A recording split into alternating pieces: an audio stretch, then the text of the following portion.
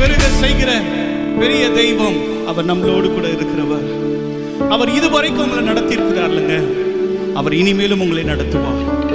நம்முடைய தாயின் கருவிலே உருவாக முன்பதாகவே நம்மளை பேர் சொல்லி அழைத்து நமக்காக ஜீவனை தந்து நமக்காக பரிந்து பேசிக் கொண்டிருக்கிறவர் நம்மளை நடத்தி கொண்டு வருகிறார்.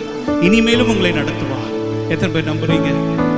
எந்த ஜனத்துக்கு முன்பதாக இருந்தால் நம்மளை வேண்டான்னு புறக்கணிச்சாங்க பார்த்தீங்களா, நம்மளை வேண்டான் என்று உரம் கட்டினார்கள் பார்த்தீங்களா, அவர்களுக்கு முன்பதாக கர்த்தர் உங்களை நடத்துவார். உங்க குடும்பத்தை நடத்துவார், உங்க தனிப்பட்ட வாழ்க்கையை நடத்துவார்.